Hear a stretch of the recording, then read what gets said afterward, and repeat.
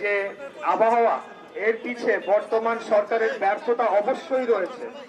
আপনারা জানেন যে অপরিকল্পিত উন্নয়ন, বিভিন্ন জলাশয় ভরাট, বায়ু দূষণ, আবহাওয়া দূষণ নিয়ন্ত্রণে ব্যর্থতা, এবং আপনারা জানেন যে ফারাক্কা বাঁধে নির্মাণের ফলে বাংলাদেশের নদীগুলায় পানি প্রবাহ কমে যাওয়া এবং বাংলাদেশের বিভিন্ন নদী মধ্যে এখন মরুভূমির মতো বিভিন্ন চর জেগে ওঠা, এই সকল কারণের জন্যেই আজকে বাংলাদেশের যে আবহাওয়া এবং পরিস্থিতি সেটি অত্যন্ত ভয়াবহ পর্যায়ে চলে গিয়েছে।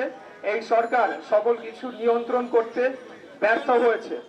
আপনারা জানেন যে ঢাকা শহরে যে এরকম একটা পরিস্থিতি, এরকম ঘনবসতিপূর্ণ একটা নগরী গড়ে তোলা হয়েছে, মানে বিল্ডিং কোড না মেনে সম্পূর্ণ অবৈধভাবে বিভিন্ন এলাকায় বহুতল ভবন নির্মিত হচ্ছে একদম সংকুচিত একটা জায়গার মধ্যে, যেটিও আমাদের এই আজকের তাপমাত্রা বেড়ে যাওয়ার অন্যতম একটি কারণ হিসেবে বিশেষজ্ঞরা চিহ্নিত করেছে। এরই মধ্যে এই সরকারের অত্যাচার নির্যাতনের মাত্রা চরম সীমা লঙ্ঘন করেছে।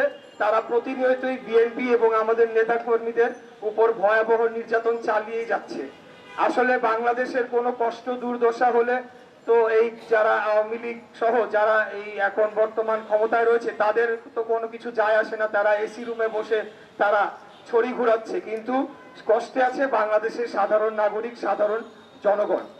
আমি আপনাদের উদ্দেশ্যে বলতে চাই যে এই শহরটা আমাদের, এই দেশটা আমাদের, এই দেশকে রক্ষায় বাংলাদেশের সাধারণ জনগণকে এগিয়ে আসতে হবে। আমাদের কানাডায় বেগম পাড়াও নাই, মালয়েশিয়াতে সেকেন্ড হোমও নাই।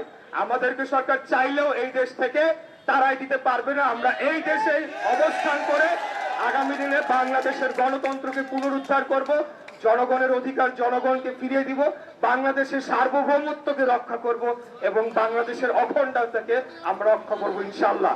আমি আর বক্তব্য দীর্ঘায়িত না করে আমার যে রিক্সা চালক ভাইরা রয়েছেন, আপনারা বিএনপির শক্তি, আপনারাই জনগণ, আপনাদেরকে সাথে নিয়ে নিম্ন আয়ের শ্রমিক মেহনতি মানুষদের সাথে নিয়ে আগামী দিনে এই সরকারের পতন ঘটিয়ে আমরা বাংলাদেশকে আবার মুক্ত করব ইনশাআল্লাহ।